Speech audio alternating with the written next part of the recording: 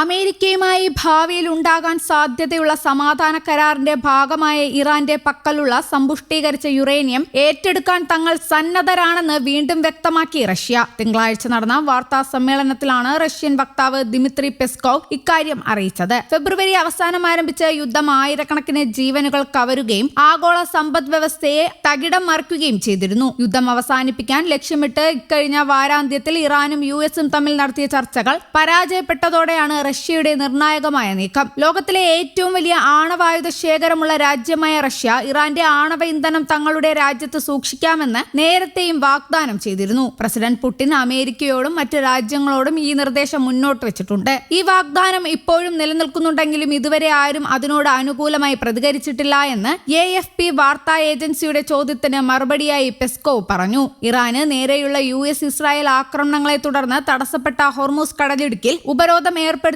Donald ട്രംപിന്റെ നടപടിയെയും Russia രൂക്ഷമായി വിമർശിച്ചു. ഇത്തരം നീക്കങ്ങൾ അന്താരാഷ്ട്ര വിപണിയെ ദോഷകരമായി ബാധിക്കുമെന്ന് റഷ്യ മുന്നറിയിപ്പ് നൽകി. യുദ്ധം അവസാനിപ്പിക്കാനുള്ള നയതന്ത്ര ശ്രമങ്ങൾ തുടരുന്നതിനിടെ റഷ്യയുടെ ഈ നിലപാട് അന്താരാഷ്ട്ര തലത്തിൽ വലിയ ചർച്ചകൾക്ക് വഴി തുറന്നിരിക്കുകയാണ്. അതേസമയം യുദ്ധം ആരംഭിച്ചതു മുതൽ ഇറാൻ സൈന്യത്തിന് ആവശ്യമായ രഹസ്യാന്വേഷണ വിവരങ്ങൾ റഷ്യ കൈമാറുന്നുണ്ടെന്ന റിപ്പോർട്ടുകളും പുറത്തുവരുന്നുണ്ട്. അമേരിക്കൻ സൈന്യത്തിന്റെ നീക്കങ്ങളെക്കുറിച്ചും യുദ്ധക്കപ്പലുകളെക്കുറിച്ചുമുള്ള വിവരങ്ങൾ റഷ്യ ഇറാനെ അറിയിക്കുന്നുണ്ടെന്ന് അന്താരാഷ്ട്ര മാധ്യമങ്ങൾ റിപ്പോർട്ട് ചെയ്യുന്നു. കൂടാതെ യുക്രൈൻ യുദ്ധത്തിൽ ഉപയോഗിച്ച അത്യാധുനിക ഡ്രോൺ സാങ്കേതിക വിദ്യകളും റഷ്യ ഇറാൻ സൈന്യത്തിന് ലഭ്യമാക്കുന്നുണ്ട്. നയതന്ത്ര തലത്തിൽ സമാധാനത്തിന് ശ്രമിക്കുമ്പോഴും സൈനിക തലത്തിൽ ഇറാന് റഷ്യ നൽകുന്ന പിന്തുണ അമേരിക്കയെയും സഖ്യകക്ഷികളെയും ഒരുപോലെ ആശങ്കയിലാഴ്ത്തുന്നു. ഹോർമൂസ് ഉപരോധിക്കുമെന്ന് അമേരിക്കൻ ഭീഷണിക്ക് പിന്നാലെ പരിഹാസവുമായി ഇറാൻ രംഗത്തെത്തി. ഹോർമൂസ് ഉപരോധിക്കാൻ അമേരിക്കയ്ക്ക് ശേഷിയില്ലെന്നും ഉണ്ടെങ്കിൽ അമേരിക്കൻ പടക്കപ്പലുകൾ ഭയന്ന് പിന്മാറിയിരുന്നുവെന്നും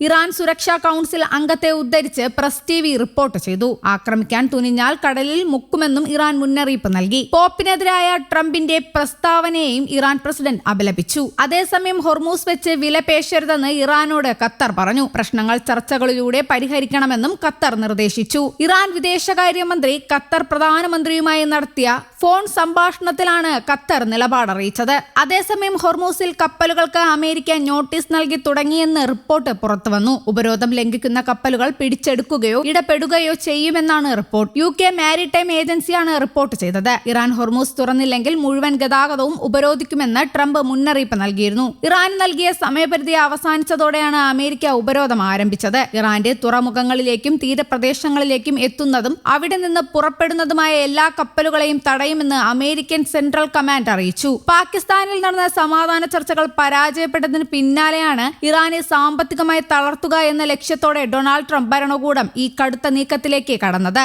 ന്യൂസ് ഡെസ്ക് കേരള കൗമുദി.